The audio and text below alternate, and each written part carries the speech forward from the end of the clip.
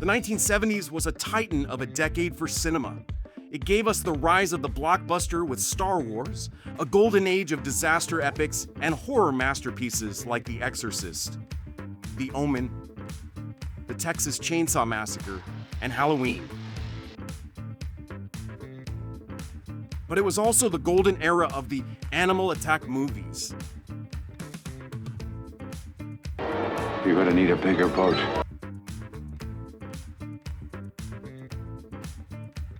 While Jaws and its sequels still dominate the conversation 50 years later, there's a whole ecosystem of creature features lurking in their shadow. Today, we're looking past the shark.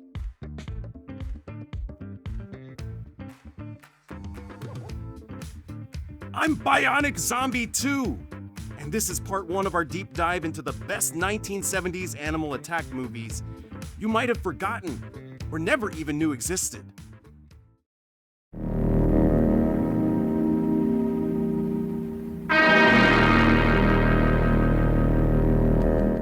We're kicking things off with a trip to the Maine woods for this eco-horror classic. Prophecy gives us a giant inside-out mutant bear, which is pretty much the peak of 70s weirdness. It actually has some serious star power too, starring Talia Shire. This was right between Rocky and Rocky II, so seeing Adrian trading in the boxing ring for a battle against a mutated grizzly is a wild ride. It's got everything: pollution, high stakes, and that infamous sleeping bag scene.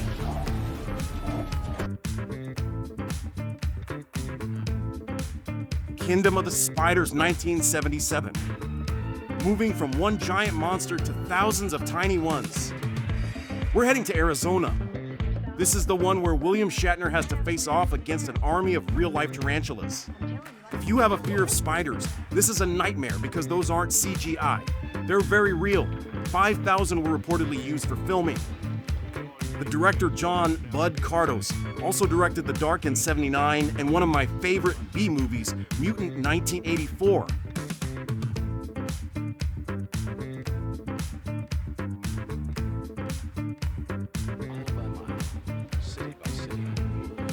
The Swarm 78. If Shatner had it rough with spiders, just wait until you see what the late 70s did with bees. This was a massive disaster epic with a huge cast all running from millions of killer bees. It's over-the-top 70s chaos. This movie is legendary for having one of the most overqualified casts ever. It features 7 Oscar winners, including Michael Caine and Henry Fonda. It's basically a Hollywood retirement home being attacked by bees.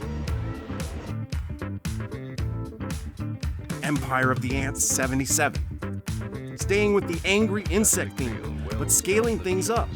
Loosely based on H.G. Wells, this is just an excuse to watch Joan Collins try to survive giant radioactive ants in the Florida Everglades. It has that classic giant prop charm. Alongside Joan Collins, we have Robert Pine from Chips. Robert is the father of Chris Pine, who played Captain Kirk in the 2009 Star Trek movies.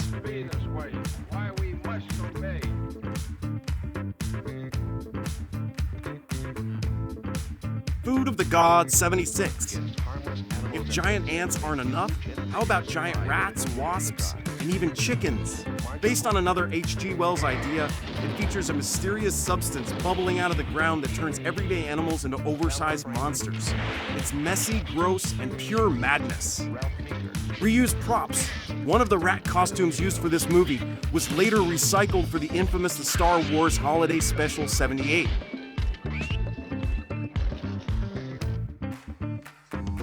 Night of the Lepus, 1972. Now for something a little fluffier. This movie is legendary because it tries to make domestic rabbits look like bloodthirsty monsters using slow-motion footage on miniature sets. It's a so bad it's good masterpiece. It stars the legendary Janet Leigh. Yes, the lady from The Shower in Psycho. And get this, it even co-stars DeForest Kelley. So, if you ever wanted to see Dr. McCoy from Star Trek try to survive an onslaught of giant bunnies, this is the only place you're going to see it.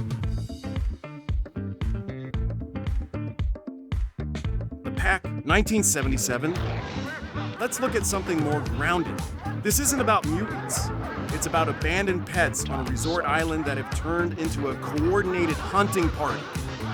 It's gritty, dark, and will make you look at your own dog differently. Starring Joe Don Baker, he's the ultimate 70s tough guy hero who also starred in the original Walking Tall. Now they are predators. The right move may mean survival, while each moment brings them closer to death. The pack. They're not pets anymore.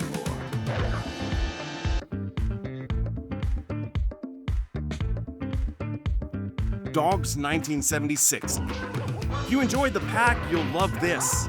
It takes the same concept but moves it to a college campus.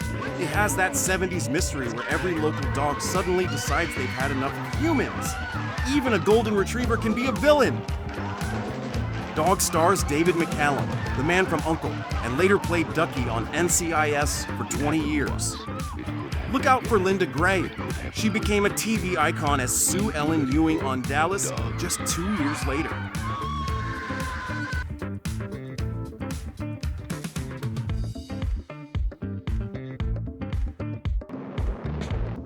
Zoltan, Hound of Dracula, 1977. Now, what about vampire dogs? This movie features a Doberman that belongs to Count Dracula's family.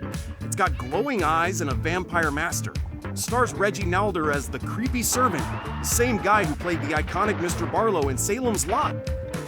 It proves the 70s could turn any concept into an animal attack movie. The movie stars Michael Pataki. Fans will know him from Rocky IV. He played Nikolai Koloff, the ruthless Soviet diplomat and manager of Ivan Drago. Terrifying creature that ever walked the Zoltan, Hound of Dracula. Devil Dog, The Hound of Hell, 1978. Since we're on evil dogs, we have to mention this TV classic. It stars Richard Crenna, Colonel Trautman from Rambo, dealing with a German shepherd possessed by a demon. This dog isn't just biting, it's performing satanic rituals in the attic. The Witch Mountain 1975 reunion. Child stars Kim Richards and Ike Eisenman reunite in this movie, playing siblings once again.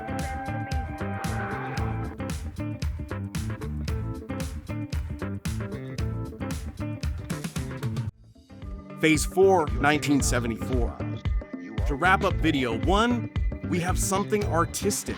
This isn't typical bugs eating people. It's a smart sci-fi film about super intelligent ants taking over the world. It's visually stunning and totally unique. Saul Bass. The director was a legendary graphic designer who created the opening titles for Psycho and North by Northwest. That wraps up part 1. We've covered everything from mutant bears to vampire dogs. But believe it or not, we're just getting started. There are over 20 more movies to cover. Make sure to hit subscribe and ring the bell so you don't miss part 2. And I'll see you in the next one. Don't let the wildlife bite!